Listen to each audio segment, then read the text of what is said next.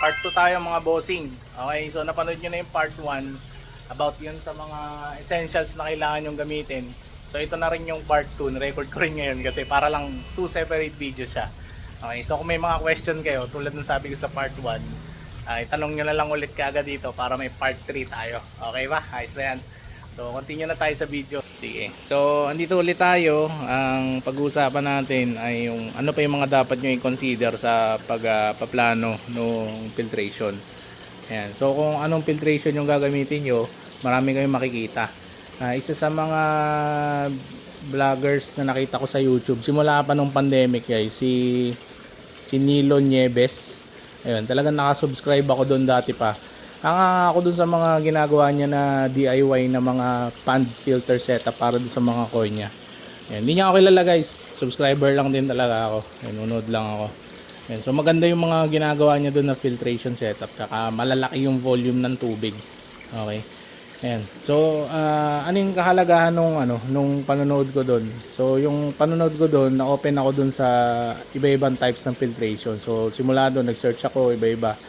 Meron yung ayan mga katulad nito, SLO. Ayan, may mga tawag dyan guys, di ko ginagawa lang yan. So ito, open yan sa ilalim. Ang tawag dito, solid lifting overflow. Okay, so ginagamit yan sa aquaponics.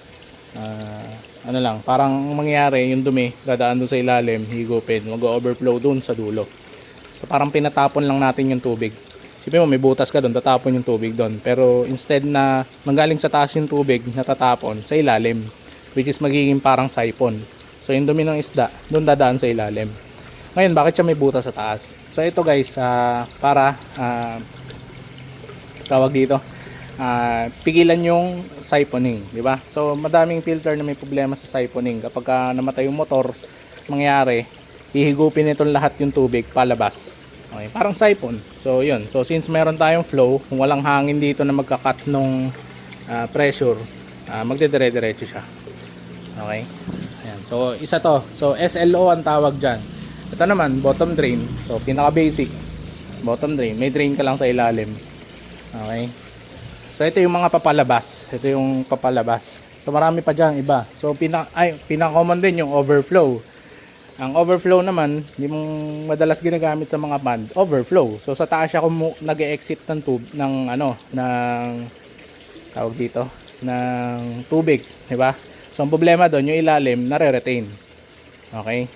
So yun yung tinimbang ko dito sa SLO. Actually ito yung pinaka gusto ko sana guys. Kaya lang ang problema dito sa SLO, kailangan malaki yung tubo mo, lalo kung malaki yung motor. Okay? So yun yung problema ko dito. Pero kung makikita nyo guys, sa mga farm sa Vietnam, meron silang mas malalaking tab. Yung mga bilog na malalaki, SLO yung gamit nila na doon, na exit or yung pag-siphon ng dumi. Okay. So napaka-effective nito guys, lalo sa malaking sa mas malaking setup. Ayan. Ang problema lang din sa SLO guys, kailangan malalaki yung tubo nyo. Ayan, kaya malalaki to eh. So napagastos ako dito guys. So sa gustuhan ko na matest yung SLO, gumastos ako ng tubo. Around 200 plus yata yung niyan, yung isang mahabang 1 and 1/2 na PVC. Tapos ang mahal nito, itong fittings niyan. Ayan. So gusto ko lang talagang matry yung gumawa na SLO kasi ginamit ko yan sa 1 inch guys. 1 inch. Ito, ganito. Yan, kaya ang dami kong putol na ganito. Hindi niya kinaya yung flow na exit flow nung itong tab. Tapos masyado malakas yung pump ko pabalik. Hindi niya rin ginaya. Kaya kinry ko yung malaki. So ito talaga guys, purely gusto ko lang talaga i-try. So ayan, so natasatisfy na yung hobbies ko. Pero ayan, salamat kay Jugos na may natutunan ako dyan. Ayan, dito naman guys, sobrang dali lang nito. Drain lang. Talaga may drain siya sa ilalim. Ayan, so ganun lang. De-drain siya sa ilalim, pupunta dun yung tubig, tapos yung pump natin, pa-pump siya pabalik. Ayan, sobrang basic lang. Ayan, so gripo yung una kong ginamit dito guys. Kaya lang tataka ako, kapag gripo yung ginamit ko, ang hina ng pressure. Ayan. Ito naman medyo malakas. So ang gagawin ko, tatry ko maglagay ng valve somewhere dun sa likod. Para merong adjust ng tulak ng tubig. Ito naman kasi guys, ang idea nito, nakita ko rin to sa sa Thailand yata. Thailand, meron siya sa tilapia naman. Yung nakikita nyo sa mga drum. Ito naman, tutulak lang niya yung tubig para may konting flow. Kaya siya nakatutok ng mas mababa para hindi niya maitulak masyado yung tubig. Kasi pag masyado malakas, ayaw ng mga moly niyan. Ayan. So ito, pag hanggat tinututok mo siya sa pababa, humihina yung tulak ng tubig paikot. Diba? Para hindi sila natatangay. Ayan. Tapos yung dumi rin, umiigot din sa ilalim. Diba? So, and at the same time, nakita nyo yung ilalim guys. Clear na clear yung ilalim yan. Ayan. Kasi yung bottom drain na yan guys, nasa gilid yung ano, may drain din siya sa gilid. Ayan. So kapag umiikot yung ano, yung dumi sa gilid, naigop din siya sa baba. Ayan. So ganun yung idea nitong filtration na to. Hindi lang siya panglinis lang ng tub na kapag gusto ko magpalit ng tubig, ipa-flush ko siya. Hindi lang siya para sa ganun. Ito talaga, ang goal natin, mai-exit yung tubig. Kung hindi man lahat ng dumi, palabas. Okay. So ito guys, hindi perfecto. Maaari, nakita nyo, meron naman mga tuldok, di ba? Yung malalaki, syempre, medyo hirap siyang i-push out dito sa tub na to. Ayan, so napagod na ako magsalita. So punta na tayo sa next stage. Ayan. Ito guys, yung mga filtration na to, yung binanggit ko na YouTuber, si Nilo Nieves. Sana nabanggit ko yung pangalan niya ng tama. Baka napanood nyo na rin yun. Magaganda yung mga ginagawa niya sa filtration. Yung mga drum filter na chambers. So ako, tinesting ko lang to, kaya isa-isa lang sila. Actually dapat kasi tatlo rin yan. Kaya lang sisikip na dito. So gusto ko i-convert na lang to aquarium, kaya buti na lang umubra siya na isa lang.